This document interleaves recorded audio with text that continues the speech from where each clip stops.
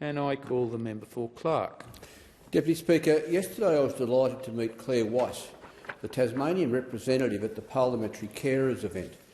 What she had to say there was powerful and worth repeating here, at least in part. So I quote Claire. 7 years ago, when our son Felix was born, we thought we understood what parenting would look like. What we didn't understand then was how quickly parenting would become advocacy, caregiving, administration, crisis management and constant negotiation with systems. Felix lives with a rare genetic condition called ARF1, which has resulted in cerebral palsy, intellectual disability and significant support needs. He is non-speaking, requires assistance 24/7 and relies on mobility aids and AAC devices for communication. But to us, he's just Felix. He's funny, cheeky, stubborn, determined and full of personality.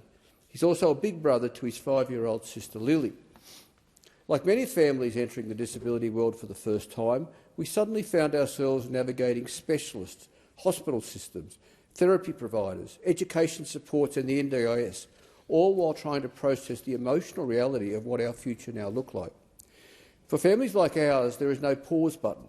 When therapies are reduced, children like Felix lose opportunities to build and maintain the skills that give them independence, mobility and connection to the world around them. When support worker funding is cut, families are left scrambling at the last minute, rearranging work, appointments and daily life just to keep everything functioning. When waiting lists blow out, children miss critical early intervention and families remain in crisis longer. Every policy decision made in Canberra, every legislative amendment and every system reform will eventually land somewhere very real, at a kitchen table like ours. It will land with parents trying to decide whether they can keep working, with carers already surviving on exhaustion, with siblings quietly adapting around systems that were never designed with them in mind, and with people with disability whose quality of life depends on whether support remains accessible, timely and sustainable. End of quote.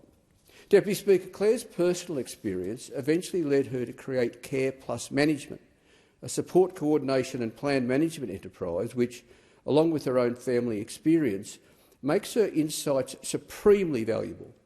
Indeed, in a recent letter to the Tasmanian Disability Minister, she had this to say, again, at least in part, and again I quote Claire, "I have many concerns regarding the proposed legislation. However, some of my biggest concerns relate to the increasing medicalisation of disability access and support eligibility. From my reading of the bill and associated material, I am increasingly concerned that participants will effectively be required to demonstrate that all possible treatment pathways have been exhausted before disability support eligibility can be established or maintained. As a parent, this raises some really confronting questions for me.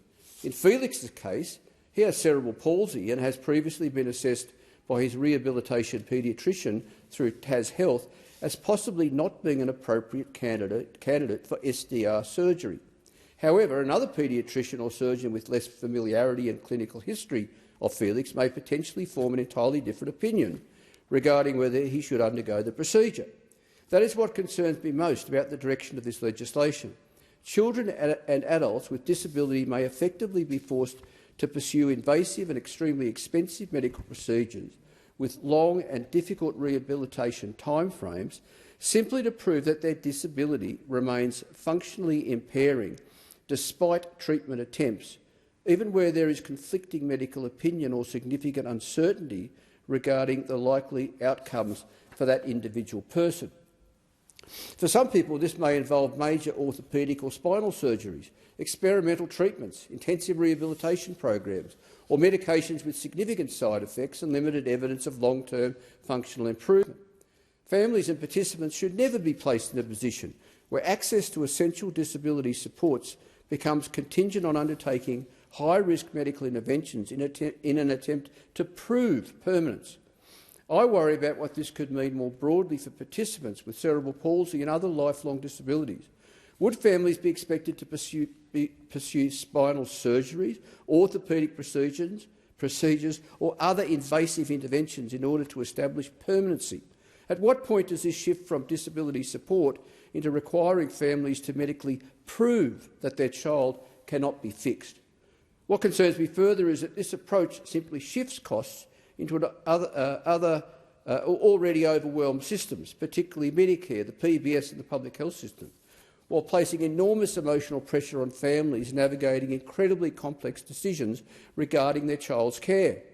For many participants, therapies and interventions are intended to improve comfort, maintain mobility, reduce pain or maximise quality of life, not to cure disability. The existence of a possible intervention should not undermine recognition that a person still has a lifelong functional impairment requiring support. I also question where the line is drawn regarding expensive medical treatments, medications or therapies that may not even be fully covered under the PBS. Families living with disability already face enormous out-of-pocket medical costs. We are now potentially moving toward a system where participants will be pressured to pursue extremely expensive treatments, specialist interventions or medications simply to demonstrate that they have tried everything, even where the evidence of meaningful functional improvement is limited or the treatment is not considered clinically appropriate for that individual.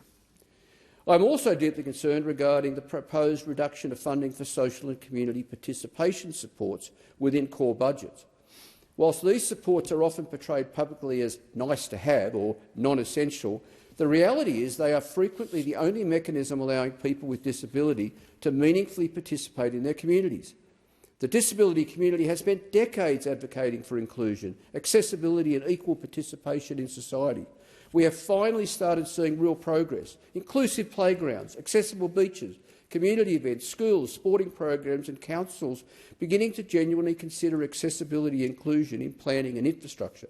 On the Gold Coast last week, I saw firsthand what genuine inclusion can look like. Free beach wheelchairs are available for families to access without cost or complex processes, allowing children like Felix to participate in spaces that historically excluded them entirely. These initiatives matter because inclusion does not happen naturally.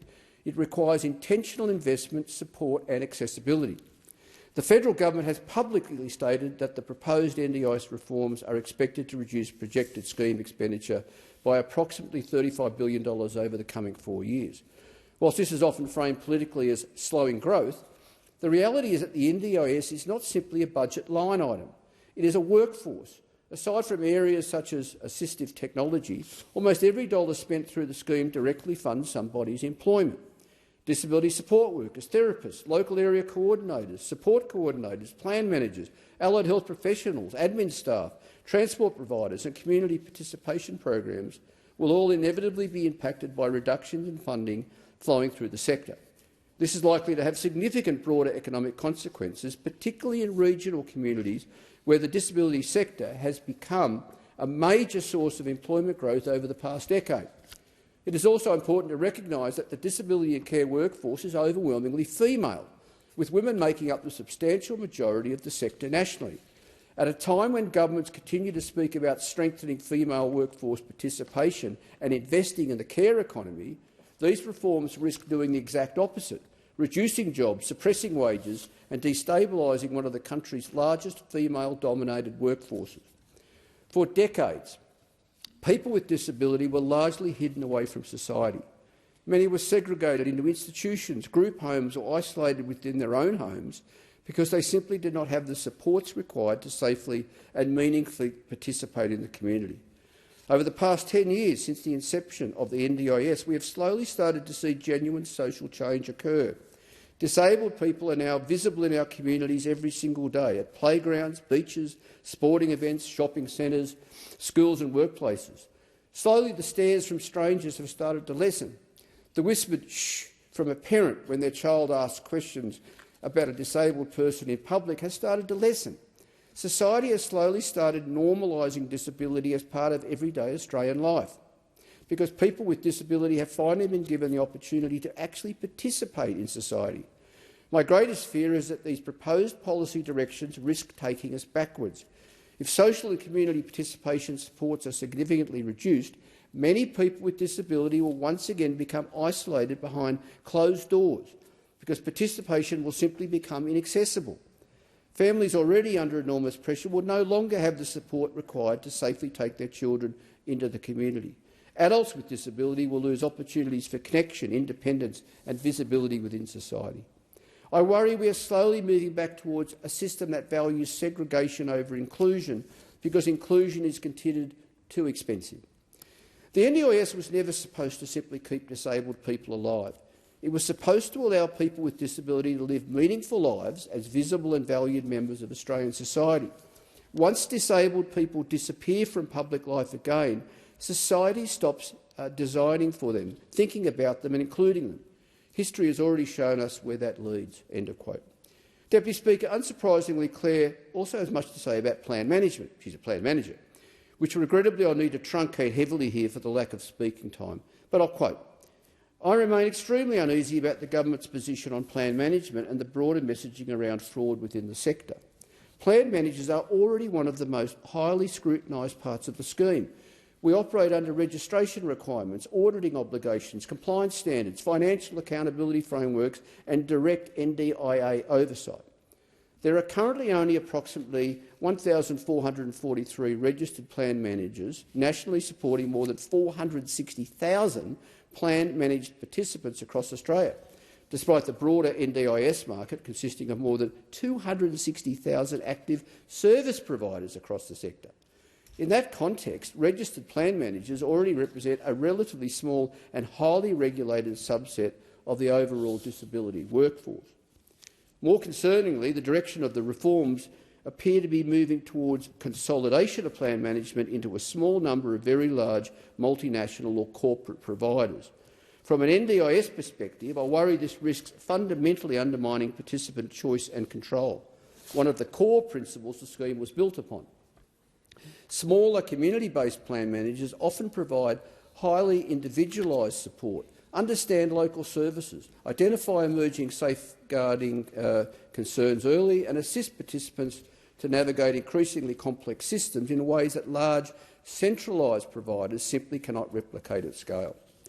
I believe another critical issue within the proposed reforms is the ongoing public narrative being presented about the role of plan managers, including statements made by the NDIS minister which do not accurately reflect either the legislation or the operational realities of plan management.